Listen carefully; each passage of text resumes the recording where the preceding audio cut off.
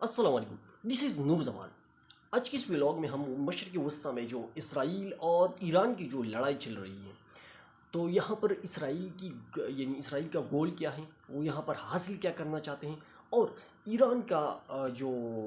अज़म है और इनका जो इरादा है वो किस हद तक अपने अज़म और इरादे के ऊपर मजबूत है। तो देखिए, वक्त पे से एक दूसरे के ऊपर लड़ाई चल रही है। यहाँ से भी मज़ाइल दागे जाते हैं, वहाँ से भी मज़ाइल दागे जाते हैं, वहाँ पर भी नुकसान होता है और यहाँ पर भी नुकसान होता है। अभी तक अगर हम तखमीना लगाए तो ईरान का जो नुकसान है वो तो ज़्यादा हो गया है, लेकिन अगर हम मजमूई तौर पर इन 45 या 50 बरस के अंदर देखें तो इसराइल के लिए ये लड़ाई इंतहाई एक नई शक्ल इख्तियार कर चुकी है। क्योंकि इससे पहले इसराइल ने जिन ममालिक के ऊपर हमला किया तो उन्होंने वहाँ पर जुल्म किए, जबर किए, लेकिन किसी ने इसको कुछ भी नहीं कहा और किसी ने इसराइल की बाउंड्री पार नहीं की। लेकिन इस दफ़ा बिल्कुल उल्ट हो रहा है कि ईरान ने इनकी बाउंड्री को ना सिर्फ पार किया बल्कि वहाँ पर अपनी टारगेट को अचीव कर भी दिया, अपने टारगेट को लगाने में। तो ये इसराइल के लिए एक नई सूरत है। लेकिन यहाँ पर इसराइल की बुनियादी गोल क्या है? देखिए, एक तो ज़ाहिर सी बात है, वो तो कहते हैं कि ईरान के पास एटम बम नहीं होनी चाहिए,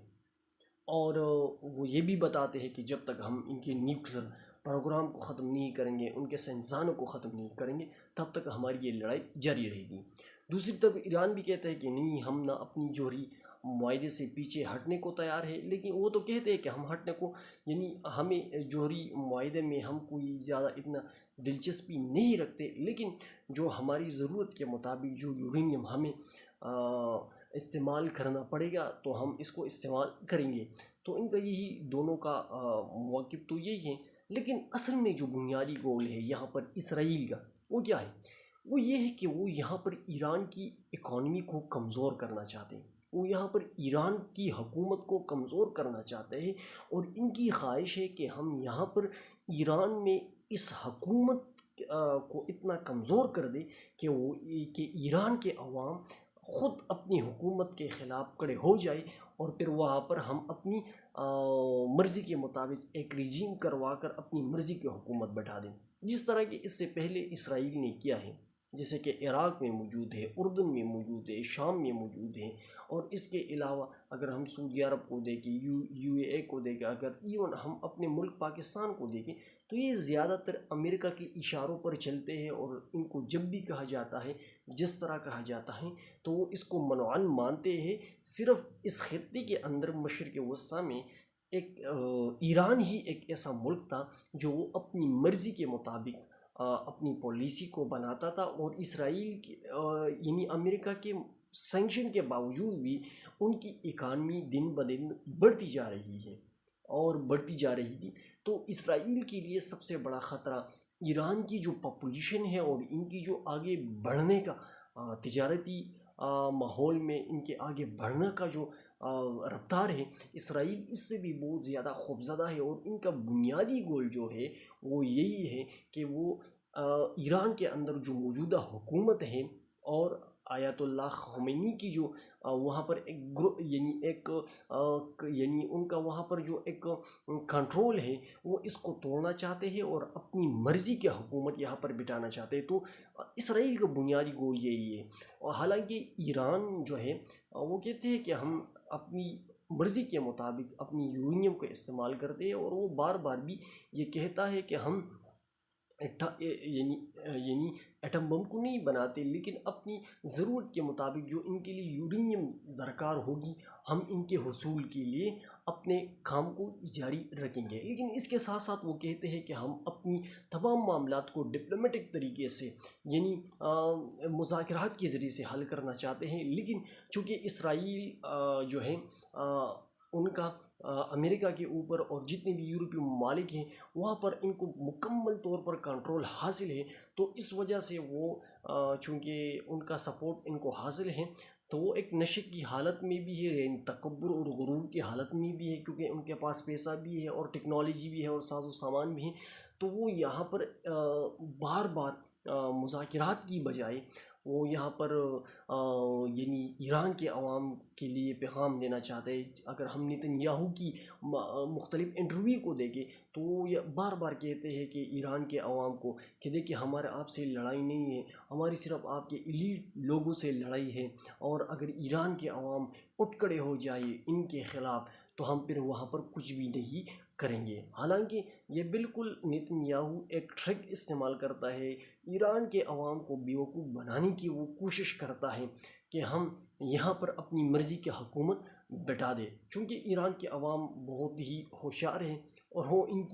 ان دغا بازی میں آنے والے تو نہیں ہے، بلکہ وہ اپنے فوج کے اور وہ اپنے حکومت کے شانہ بشانہ کھڑے ہیں۔ اور یہی وجہ ہے کہ اسرائیل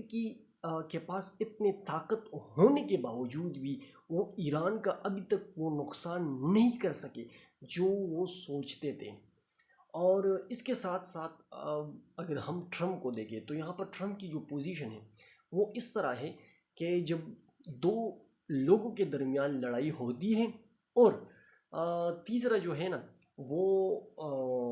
لڑائی ختم کرنے کے لیے آ جاتا ہے، لیکن وہ ایک شخص کی جو ہے نا ہاتھوں کو بالکل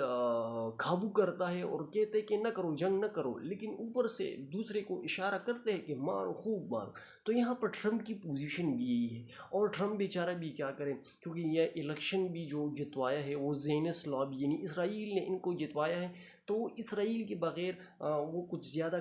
یعنی وہ اسرائیل کے دباؤ کے بغیر کچھ زیادہ بڑے فیصلے کر بھی نہیں سکتے۔ تو یہاں پر امریکہ کی پوزیشن یہ ہے، اور امریکہ جو بار بار کہنا چاہتا ہے کہ وہ ایران کے اوپر یہ دباؤ ڈالنا چاہتے ہیں کہ آپ اس طرح کریں کہ آپ اپنے حملوں کو روکیں، بے شک اسرائیل آپ کے اوپر حملے کرے لیکن آپ کچھ بھی نہ کریں، اس کے بعد ہم مذاکرات کریں گے۔ لیکن اس دفعہ ایران نے ان کی اس فرمائش کو بالکل ردی کی ٹھوکری میں پھینک دیا ہے، اور انہوں نے بالکل واضح کہہ دیا ہے کہ اس وقت ہماری اسٹریٹجی جو ہے وہ اسرائیل کی جارحیت کے خلاف ہے، اور ساتھ ہی ہم مذاکرات سے بھاگنے والے نہیں ہیں، ہم مذاکرات بھی کرنا چاہتے ہیں، لیکن سب سے پہلے ہماری جو ترجیح ہے وہ اسرائیلی جارحیت کا مقابلہ کرنے کے لیے۔ تو ابھی تک تو یہ سچویشن ہے، اور اس کے اثرات اگر اس کی کوئی جلدی حل نہ نکالا گیا تو اس سے بہت سارے ممالک کو معاشی مشکلات کا سامنا کرنا پڑے گا، کیونکہ انرجی پرائس بڑھے گی۔ جب انرجی پرائس بڑھ جاتے ہیں تو دنیا میں مہنگائی ضرور بڑھتی ہے۔ تو یہ ایک بہت بڑا جنگ ہے، اور ہم تو یہی چاہتے ہیں کہ جنگوں میں کسی کو کچھ بھی حاصل نہیں ہوتا، انسانوں کا ضیاع ہو جاتا ہے۔ تمام باتیں مذاکرات کے ذریعے حل کرنی چاہیے، اور سب کو آپس میں بیٹھ کر یعنی اگر آپ نے اپنے مطالبات کو منوانے ہیں تو آپ نے ظلم اور جبر کے ذریعے نہیں، بلکہ آپ مذاکرات کا ایک راستہ اختیار کریں اور اپنے مطالبات کو رکھیں، جائز مطالبات کو، اور اس کو منوائیں۔ تو ابھی تک تو یہی سچویشن ہے، تو دیکھتے ہیں کہ آنے والے دنوں میں کیا ہوگی۔ تو آپ ابھی تک اتنا ہی کافی ہے، اور آپ تمام لوگوں سے میری گزارش ہے کہ اپنی دعاؤں میں یاد رکھیے۔ آج کے لیے اتنی کافی، والسلام۔